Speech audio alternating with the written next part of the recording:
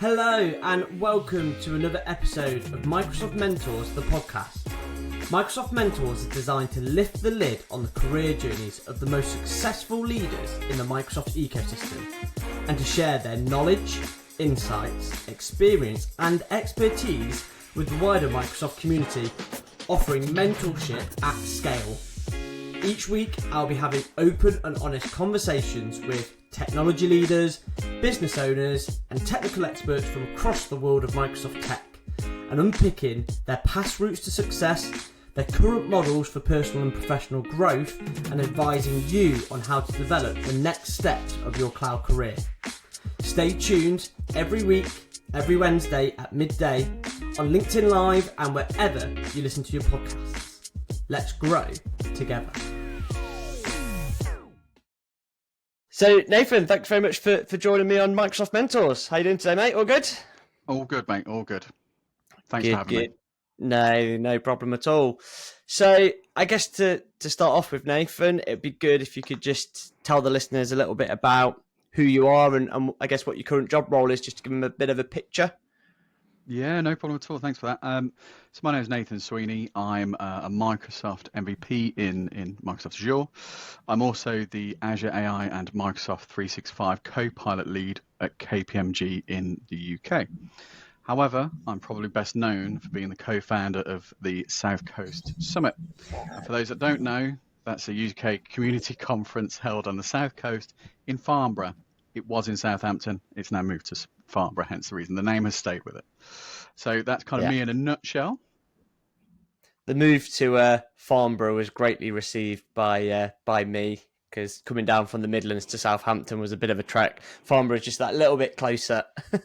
Yeah, it takes a few hours to get down from the Midlands, right? Yeah. Whereabouts are you based, Nathan? Are you based on the South Coast or?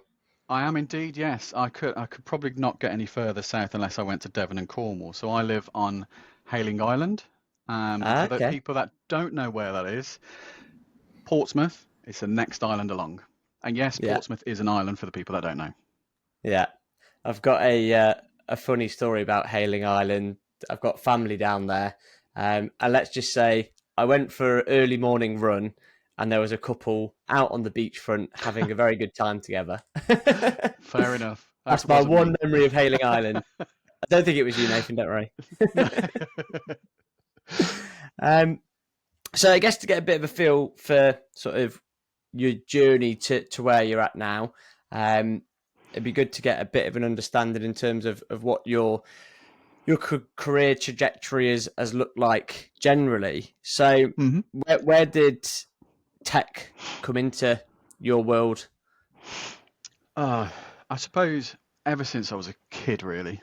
I've always been interested in like computer games, gaming and stuff. And when I was a kid, the Nintendo, the NES originally first came out, and then just before that was the Atari. So I was always kind of interested, and I was always kind of like, how does that work? How does the technology behind it work? What does it look like? And then eventually you get to a point where you're just blowing the cartridges and putting them into a Super Nintendo and playing, Super Mario 3 and stuff like that. But it's, and I always used to be, like my granddad used to throw me under cars, not literally whilst they were driving, but he was a mechanic.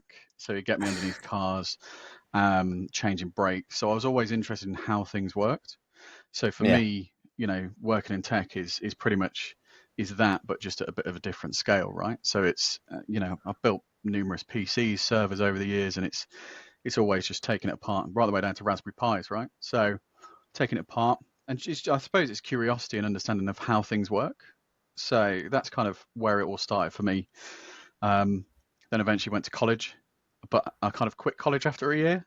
So after I'd done my first year, and then went and worked as a chef for a number of years, for about 5 years in total, and then eventually went back to college and uni. And yeah, that's kind of where it started for me. Yeah. How come you sort of bailed on college the first time round? Was it just wanting to get into the world of work and earning money to go out drinking? Pretty much, yeah. And because I was working at a bar and stuff like that, it was, whilst I was a chef, I was also working at a bar of the evenings and stuff like that. And it was just good to kind of get out and about whilst I was young, really, to be honest. Yeah. And there's definitely some stories when you went there, perhaps for another time, though. Yeah, I know. Anyone that's worked in bars, restaurants, hospitality, there's always some crazy stories. I did it for a few years as well, and yeah, got some good stories. But they're not podcast stories. They're not. No, definitely not.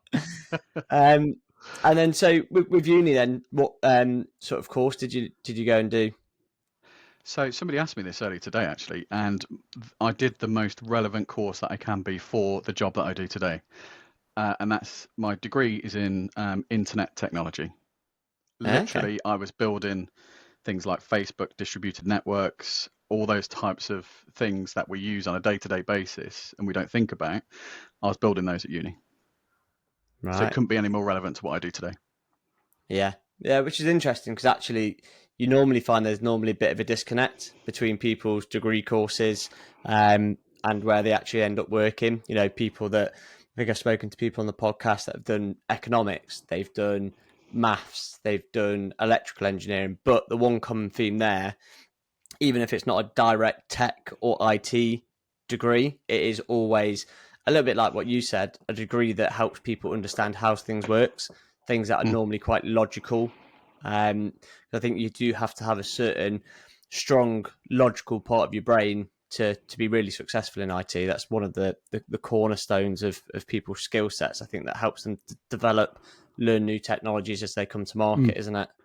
Absolutely, and breaking things apart as well. So in my office here, I've just got loads of Lego, and that's because I like, as I say, building things, right? But being able to literally break things apart and put them back together, and if you can do that in your mind as well as you're breaking down tasks, like if you were going to do support, for example, breaking down that task into its component part, that is literally how IT works across the board, right? Yeah, yeah. And then, so you did your degree, got all the drinking and all the fun out the way, get into the world of work. What was the first sort of proper IT role that you went into?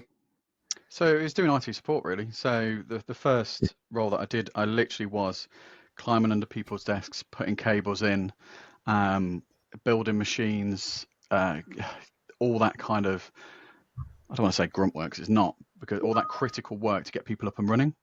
That's how Yeah, I'd probably describe it. And then I kind of went and fell into, uh, and I kind of progressed through that when I kind of came out of uni because I did a sandwich course. So I did that as the first year, right. and then they Yeah, invited me to come back after a year, and I'd finished.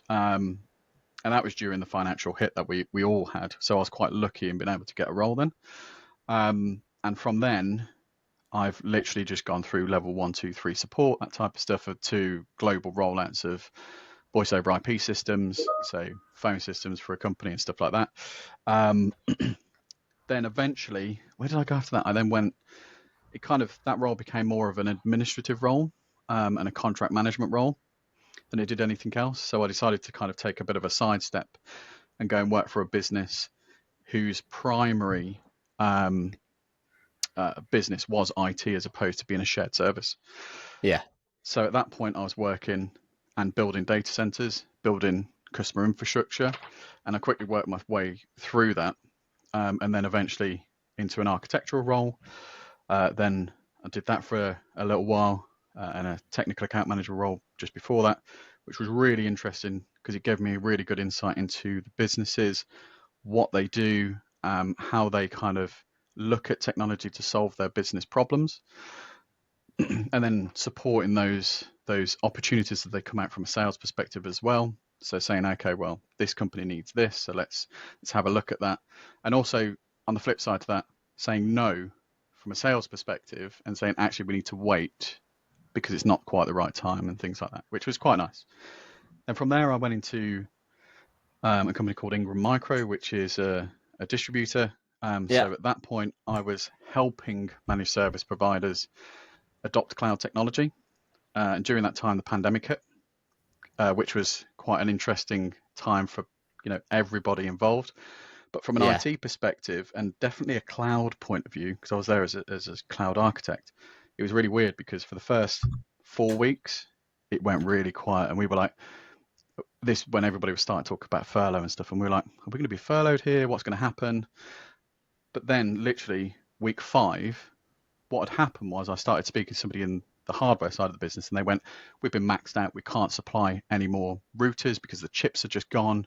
Because the entire yeah, world went, we need to work from home. Hence the reason for headsets and all that. They'd literally just, you couldn't get them for love and money. And then all of a sudden, everybody said, we need to move to the cloud. And at that point, things like AVD, Azure Virtual Desktop, had just been released, and it was all PowerShell scripted and all that kind of stuff. So we were like, right, okay, how do we get the MSPs that are now asking us into a position to be able to serve their customers at scale? And at that point, it was hell for leather, and it has not stopped since. Yeah, because that adoption has just continued. Yeah, what was really interesting about that time period, and it's interesting that you mentioned it, there was a life cycle, wasn't there, like you say, where the physical hardware distributors started struggling.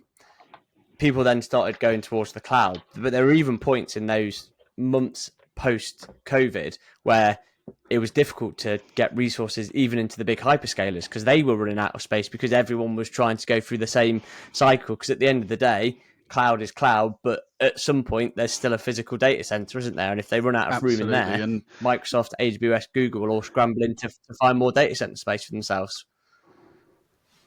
Absolutely. And it was quite interesting because AVD specifically, what happened was there was an outage in the UK at one point. Because again, it was they'd only just stood it up and they had to stand it up pretty quickly, and everything failed over to one of the European countries.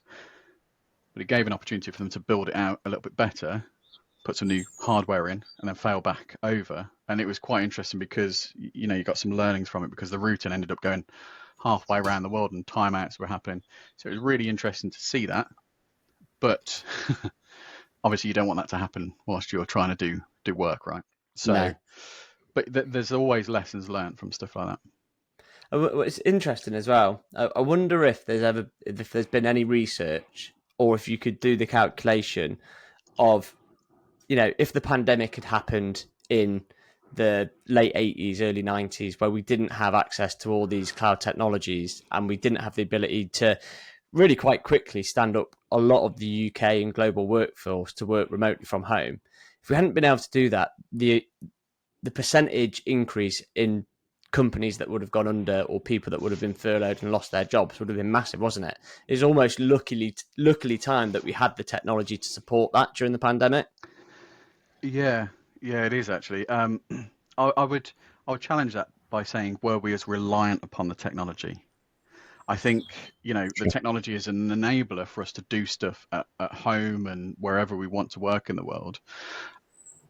But I think the technology has become an enablement piece. And I think, before that, and if you talk about the 70s and 80s, you're talking typewriters, physical people doing that type of work, as opposed to a distributed group of people throughout the world, right? Yeah, and I always remember, I'll tell you something. I got stuck at home once when I worked for a company many years ago, and I couldn't get into the office because there was about a foot of snow, and I lived on a hill, and it was a nightmare to get down. And I would have pretty much broken my ankles if I had gone down it, let me put it that way. So I logged in. It was like a Cisco VPN at the time, so I logged in and just went, and I've got to work from home because I literally can't get out of my front door. Oh, and I got to the office. My boss was like, well, this is a few days later. He went, why did you log on? Like, well, because I can still do my work. Yeah. What's wrong with it? So I think, and the pandemic has obviously shone a massive light on all of that and said, right, okay, absolutely. And now you've got, you can work from home, and now you've got companies saying you need to come back to work and be in the office, and you're like, hang on a second, we've just gone through this over the last few years. We know that it works. Yeah. Yes, you can make use of your office space if you want and perhaps tailor it in a different way. But I think it's quite an interesting time at the moment. I think a lot of people are looking at that and going, maybe that's not the right move that we want to be doing as a business. Yeah, and it's interesting, like you say, examples of that happening, especially some of the bigger tech companies that have probably got a little bit more power in the market. But then you look at the performance over that time period, where they've seen 100%, 200%, 300% increases in value. And it's like, where's the logic? Because clearly the business is performing and growing, with people working remotely. So what's the actual agenda to get people back in the office? But that's a different Completely different conspiracy theories topic, you could go right? into in that, isn't there? But don't get me wrong, though. I think that, there are people out there that I've spoken to that have said, they're interviewing people and they're also asking during that interview process, do you come into the office because I want to learn? And these are more junior members. Yeah. They want to actively learn. And one of the fastest ways to do that is to have a one-to-one conversation in an office, or a one-to-many conversation in an office, and actually get that kind of relationship, I suppose, and that learning from it. Yeah. I think it's blending it per Yeah. role, even per individual. Different people like working remotely. Other people love the buzz of being in an office. And I think it's about building a model that can be flexible to what the business needs and what the individuals need and what the different sort of levels of people need. I think having sweeping statements across a whole business makes things really challenging for them. I think the only negative thing I would say is I was working from home before the pandemic, right? So for me, it's always been a way of working. The only thing is there's more traffic on the roads now halfway through the day if I need to pop out for 10 minutes. That's the only thing that is kind of compliment. I'm like, damn it. Yeah. So I guess, so you've been through that journey, worked in different sort of areas internally in the MSP world, in the distributor world. You then have landed in your current role with KPMG, which is Big Four. So again, sort of a slightly different style of organisation. So when did you start with KPMG? What sort of role did you initially land into KPMG doing? So I started at KPMG about 2.5 years ago. So I've been there nearly 3 years come February. Yeah, about 2.5 years. So I started as an Azure architect, as a senior Azure architect, and worked on a varied amount of projects for the business, which is always interesting, especially being part of a Big Four. And quickly moved into and realized when about 1.5 years ago, obviously with the Microsoft investment into OpenAI, at that point I put my hand up and said, I want to be doing this. I was also really interested in it because I've been using that type of cognitive services for a number of years anyway, so bot services and stuff like that. So I was like, I want to be doing this. I'm comfortable in it. I'm comfortable being in new and emerging areas. It's a bit disruptive. I get it. There's a lot of work that needs to go into it. And so I put my hand up.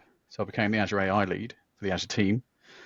And now I'm working for the Microsoft Solutions team within KPMG, specifically focused on leading the teams for the Azure AI specific piece and the M365 Copilot team. So how and what does that look like as we talk to our customers, and how does that kind of change as we have those conversations? Yeah, and is quite a lot of that customer interaction around sort of OpenAI services, around M365 Copilot, is quite a lot of that still at sort of the educational stage, so educating customers about what it is, how they can utilize it. Are there lots of organizations that are already up and running at implementation? What's the sort of balance there in terms of maturity? There's two questions in that. Yeah, I know. So there's the maturity piece, and then there's the adoption piece, right? What we're seeing is a lot of companies are saying, okay, well, I want to adopt this technology, but how do I get my users to use it? Yeah. Because what's happened over the years is people have got used to doing things in their way, and they may not be used to this level of integration of technology. And then the maturity element needs to be broken down into certain things. One of those being governance and control. So how do I look after the users that are using this technology? How do I look at the data elements of this? What does that look like from a posture perspective? How do I reduce my risk? How do I also build the trust with the vendor and the technology as well?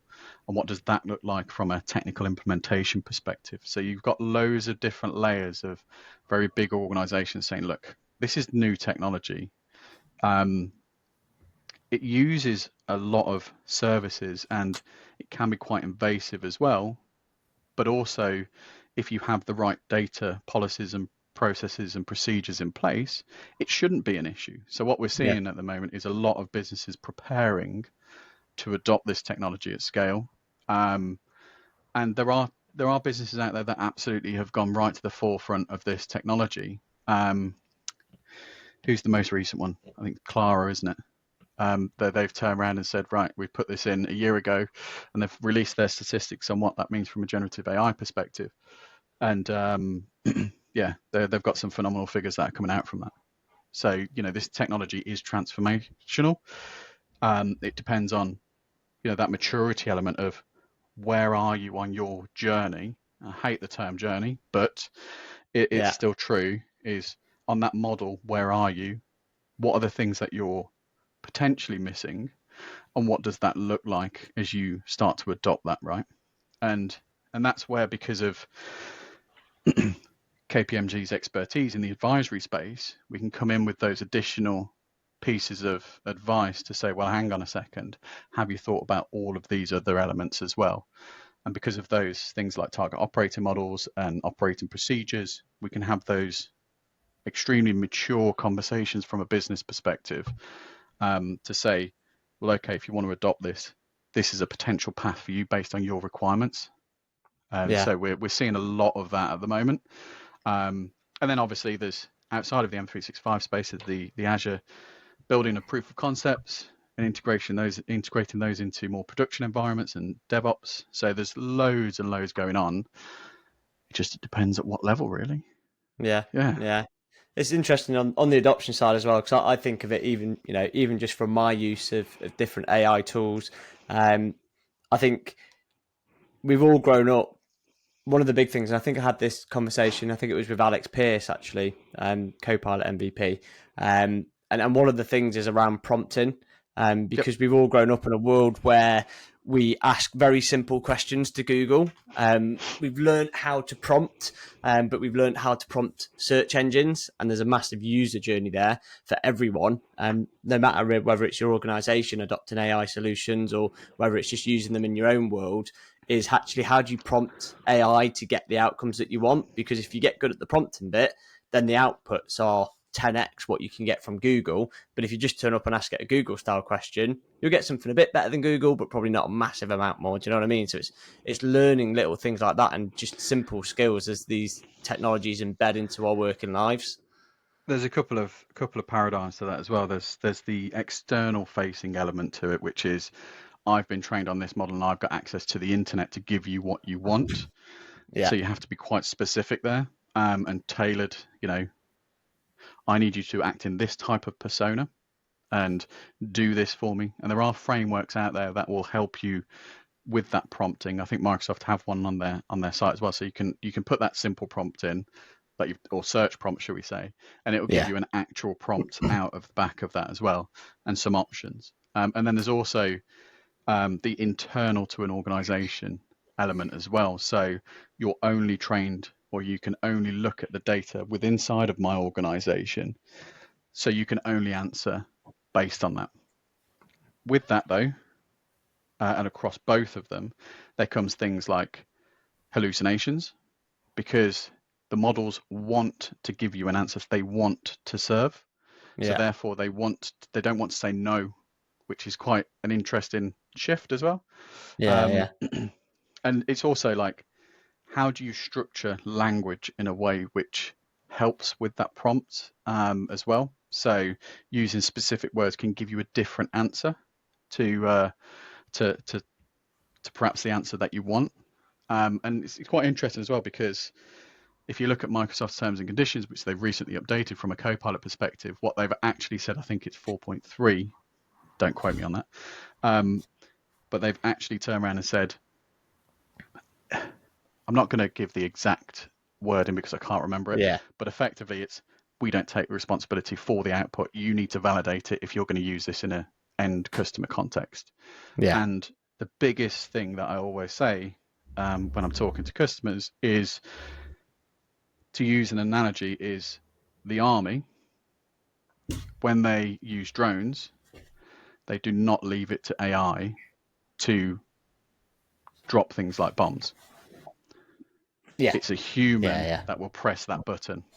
It is. So if we bring that right back down, if you're going to use AI in your organization, you have to have a human that validates the output before it goes to anybody. That's internal or external. Yeah. And that's the biggest, Yeah. one of So the biggest things. it's about keeping AI in a position where it can help improve efficiencies, improve productivity, Absolutely. but still keeping the human in the feedback loop before Mm-hmm. pulling the trigger with it. Absolutely. And then there's Yeah. things like new technology like agents coming out, which you can just say, help me automate this part of my workload, and it will go and help you do it. And, you know, and then it's like, I want to share that with Ollie because it will help him as well. And you can start to do that. And then there's more elements of automation and integration into businesses there. So there's a lot that can be taken on board.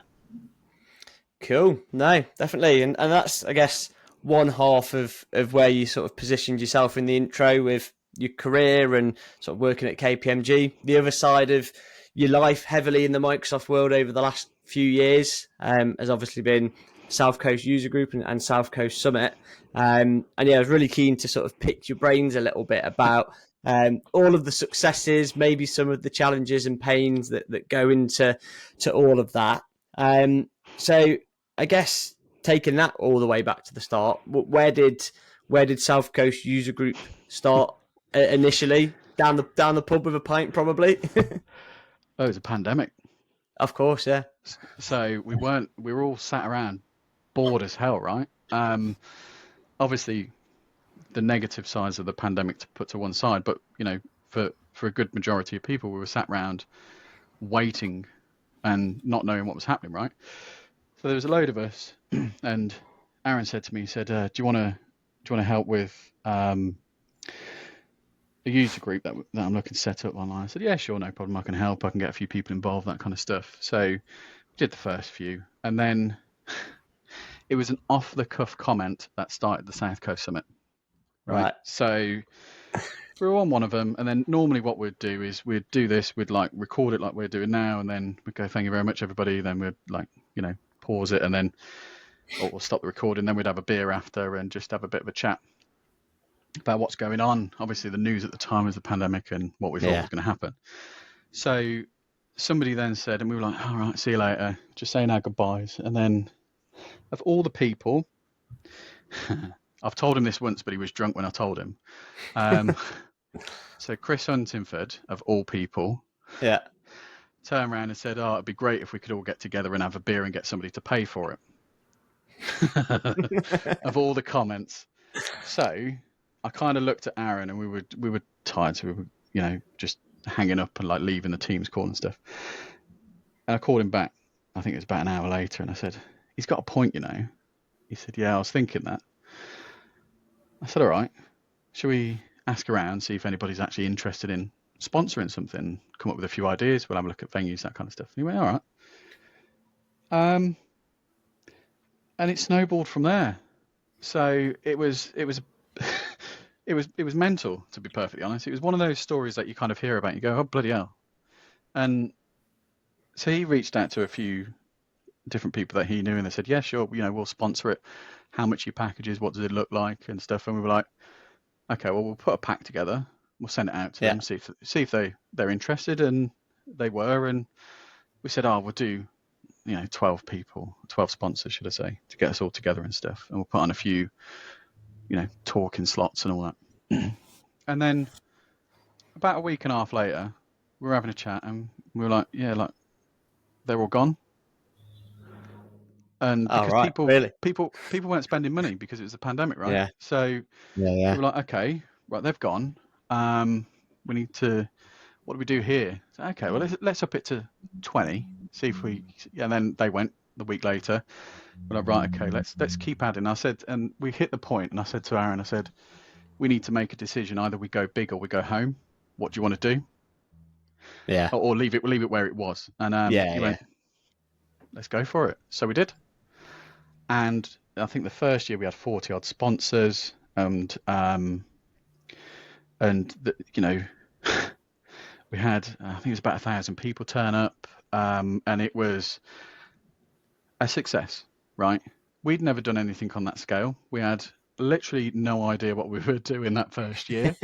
And we got loads of advice from the community, and they were absolutely fantastic. And I can't fault them for it. And now being involved in that community, I can see why. And yeah, you ask any MVP for help, they will help you. And it's just phenomenal the amount of support that we got. And yeah, it's really humbling actually, to be perfectly honest, because the first night that we were there, on the Friday, should I say, so the workshop had happened, and then the Saturday was the day when everybody was going to turn up. So I went to bed at about 2:30, 3:00, and same as Aaron, he was in the room next to me, and I'm lying there, and I couldn't get to sleep at all. But I could hear a party happening on one part of the hotel. Then I'll fall asleep for 10 minutes, wake up, and it was in a different room.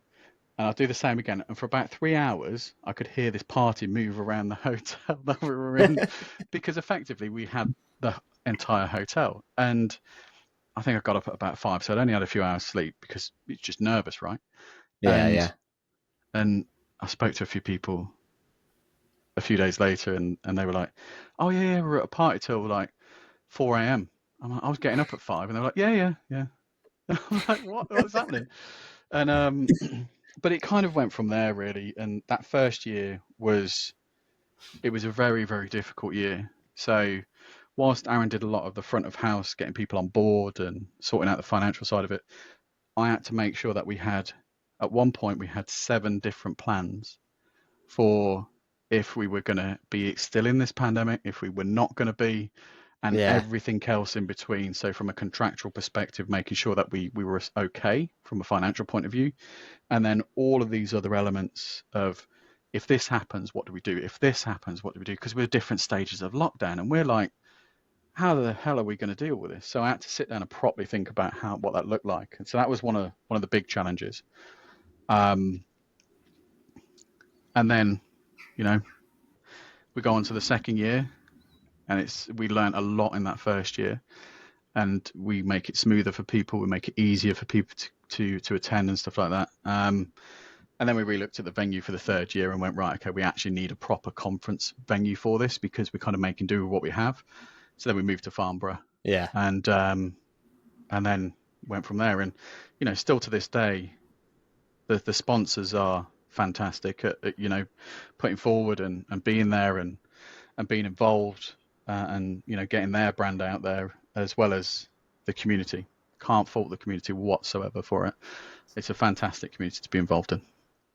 Yeah, it's definitely sort of sounds like perfect storm, really, wasn't it? I think a lot of pent up frustration, sort of post pandemic. There hadn't been any in-person events, and then you get something that is community led, community run, built by the community for the community, and you can see that. I've been down, like you say, every year. The Friday night is, like you said, there will be pockets of people that are up enjoying themselves until early hours of the morning and regretting it on Saturday morning. Yeah, absolutely. So I guess when you had that initial idea with Aaron and Chris had mentioned it, what had you pictured it was going to look like, as in terms of size and scale? Had you had in your head what you thought it was going to be versus what it turned into? Yeah, I've still got the spreadsheets of what the initial designs were and everything. And literally, we still use spreadsheets to this day to design it as well. And it sounds stupid, but it works. And it was very much, here's 4, platinum sponsors, here's 5 gold ones or whatever it was at the time, and this is how much it costs. And we literally went from a budgeting perspective, right? And I think one thing I want to make clear though is, whilst we run it as a limited company, we do that to get the tax benefits, obviously, but we don't run this as a profitable business, if that makes sense. Yeah. We run it for the community. So every penny that gets put in from the sponsors goes straight back out. So whether that's running a workshop, an additional workshop, or whether it's offsetting costs against something, that's what we use the money for, and it all goes back in. So that's one thing I want to make perfectly clear. And yeah, to begin with, it was really small. You could have fit it in your back garden type thing. Yeah. Instead, we had a 50,000 person venue cricket ground, and 1,000 people turned up, right? And we had no idea of just the sheer amount of people that were going to turn up that needed it as well. I think is the right, because of the pandemic, right? We'd all been locked in for a couple of years, and it was not good, and we all needed that human interaction. And luckily, we had testing facilities on site as well, so people could come in, do their tests and stuff for the requirements, whatever their requirements were, which was fantastic. We hadn't even planned for that, and it was like, what are we doing about this? It was like, they've got one. We didn't even realise. So people could like come in from the States. They could then go there, do their tests, get the certificates so that they can fly back and stuff like that. And it was brilliant. It was just perfectly timed. And I think all in, I think we were both very humbled with the amount of people that actually turned up and said, look, good job.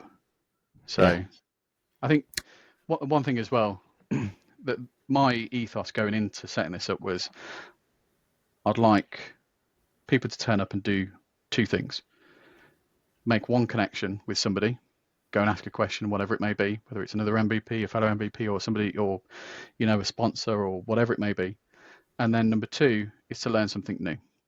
Yeah. So we had 1,000 people turn up, and as far as I'm concerned, 2,000 things happened that day.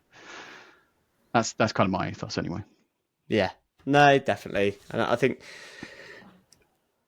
like you're saying, sort of post-pandemic, there were lots of good things happening virtually, but definitely the appetite and the need and the value that you can get from going and spending a day or two in a room, in a couple of rooms with like-minded people, it's just totally massively invaluable, isn't it? So have you done three South Coast Summits now? Is that right? We've done 3, and this year is the first year we've had off, so it's been quite a weight lifted, which is quite nice. And the reason why we did that turned into Glastonbury and having a fallow year. Yeah, absolutely. I wish it was that simple, but yes, we needed first of all a break. Because one thing that people don't realise is there is only me and Aaron realistically running this. We have help from like Cookie and wider people in that come in and massively help. They know who they are, but from a purely financial and organisational perspective, there's only the two of us. And what people don't realise is it takes 12 months to organise. Yeah, it really, really does. And people think, oh no, it can't take. It bloody well does take 12 months to get organised, to get the sponsors in, to get the speakers in, to get all of this stuff ready. And every year there's been one thing that's gone wrong. Nobody's noticed, but it's gone wrong. I've known about it, and it's something that we can like work on for the future and stuff like that. And every year we'll learn something new, and which we like put back into it. So like Aaron set up the UK, I want to get it right, UK Community Awards ceremony as well. Yeah. And he's running with that, and he gets all the community involved in that, and that's a really good way of the community recognising people in their own areas, which is fantastic. And we'll be doing that this year at the Scottish Summit. And one thing that I want to point out is why we've taken this year off, and that's because what we're doing is, we spoke with the Scottish Summit, and Mark and Ian and so on, and we said, right, okay, why don't we just do alternative years with each other? So moving forward, this year will be the Scottish Summit, next year will then be the South Coast Summit, and it will continue like that. And that's so that we can actually have a break, because we do other community stuff, right? And it's like user groups, going to mentor people in the wider business world and stuff like that. And it's, there's just quite a lot to do, and there's never enough time to do it all, right? No, it could probably be a full-time job in its own right, couldn't it? Oh, easily. On top of doing a full-time job. And like you say, if it takes realistically 12 months per summit, then if you're doing it every year, you're just always on and you're always worried about it. So at least you get a little bit of respite doing it alternately. And obviously you and the guys are going up, aren't you, to Scottish Summit in a few weeks' time? Yep, I'm up there running an AI workshop. So if anybody's interested, please sign up for that. And Aaron's running the community awards. So we'll be there for the weekend just to kind of mingle, say hello, enjoy the conference as well. Because if it was ours, we'd be running around like a headless chicken most of the day. Yeah. And actually get to go and learn some stuff from other members of the community as well. And I'd recommend anybody that gets the opportunity to go and learn new content. And the world's changing, as we've already mentioned, around AI really, really quickly. So get on board. Yeah. Get involved. Do you find yourself now when you go to other events, whether it's the Scottish Summit or other tech events, where you now walk around those events going, oh, that's a good idea, or I wouldn't have done it that way, guys, I would have done it this way. Do you find yourself almost as like an event snob now? No comment. Yeah. I think there are definitely learnings that anybody could take in any walk of life from other areas that are of similar vein, shall we say. Yeah. In short, yes. I'm not going to hide. Yeah, absolutely. And I guess across like all the summits, has there ever been like a massive oh shit moment, either that in the weeks leading up to run an event, or as the event is running, you're going, oh shit, that's a problem, how are we going to fix that, and you've had to sort it out on the fly? Too many to recall, to be honest. But I'd say the biggest one was the first year, right? As I mentioned, I'd ran small events in the past and stuff, but for different reasons. But the biggest one was giving out the badges to people. That was the biggest problem, right? Effectively, we just started giving out badges to everybody because we realistically didn't know what we were doing. So now what we did was, right, that was not a smooth experience. So we got a third party company involved, and they massively helped us. And they, your Eventbrite, they scan, they print off the badge for you, so there's a lot less wastage and things like that. So we started thinking about like carbon footprint, what does that look like, and so on. And the other one was on the Friday night. We normally have a meal of some description, or whether it's an award ceremony now, or we'd have a meal or whatever it was, just to say thank you to certain sponsors and to the community members and all those people that are putting the time and effort, just to really say thank you. And we got to the first one and we'd had all these round tables set up, they were going to come out and serve you, all that kind of stuff. And I said to the venue, can you just print this list out and people can go up, look where their table is and go and sit down. And instead they printed off the entire spreadsheet, and I had no time to be able to go in. And so I actually grabbed Carl, Cookie, and Will, and I said, you guys need to stand at the door, shout their names, and tell everybody what table they're at. And this is 100 There's just like 200 people, I think it was something like that, 180, 200 people. And they went, okay, no problem. At this point, they'd had a beer, so it was all right. About 25 minutes later, though, they were looking at us getting sick of it. So we were just saying, look, get your name, go. Yeah, it's so little things like that can go wrong and just be a bit of a logistical nightmare. And especially when you start dealing with hundreds of people, it doesn't take much for a little issue, a little hiccup, to then become managing a crowd of people that you need to sort out. So absolutely, absolutely, definitely from everyone that I've spoken to in the community, they've all loved Scottish Summit that they've been to, South Coast Summit, and that they're massively valuable to everyone in the community. And most importantly, they're good fun, aren't they? So yeah, absolutely. Let alone from organising it, actually attending them is it's brilliant, right? Get to say hello to new faces, old faces, and all the stuff in between, and learn some new stuff, right? So if you're into the tech, go along and learn some. Yeah, awesome. So now for the fun bit, mate. Oh, go on then. Microsoft Mentors quickfire round. Okay. So format 7 to 10 questions, depending on how nice I'm feeling and how good your answers are.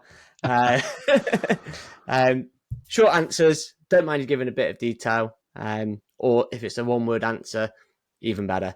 But yeah, a little bit of context. Some of it will be work-related, some community, some personal. We'll start off with a nice easy one. We spoke about it a little bit beforehand. We'll start personal. Number one go-to takeaway for a Friday night? Indian. Okay, next question. Same category. Hang on. You said Friday night. That'll be pizza night. So okay. same category then. Well, if you're going Indian, what's your go-to order? I can't pronounce it.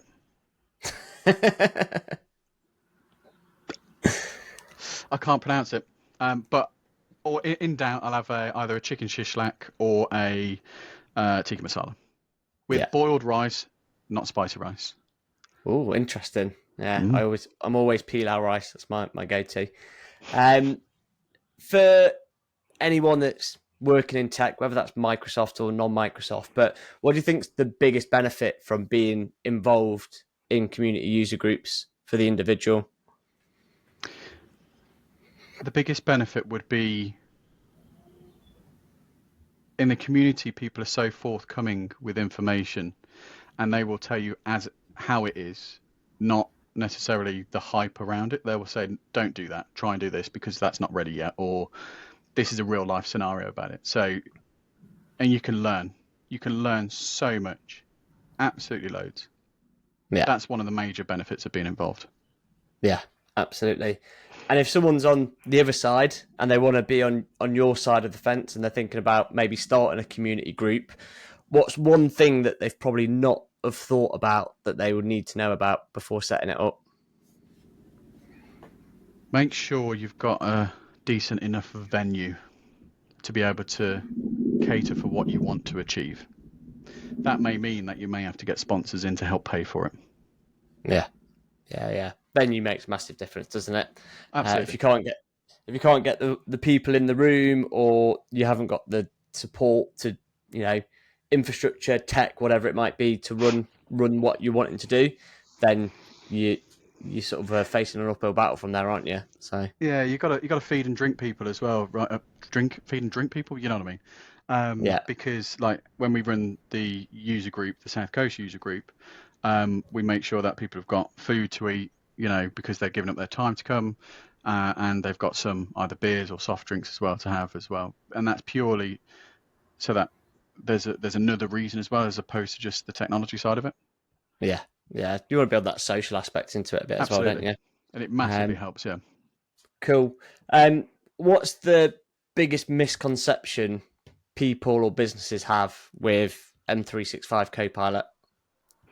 The biggest misconception is that it will solve all of their problems immediately. Well, it won't.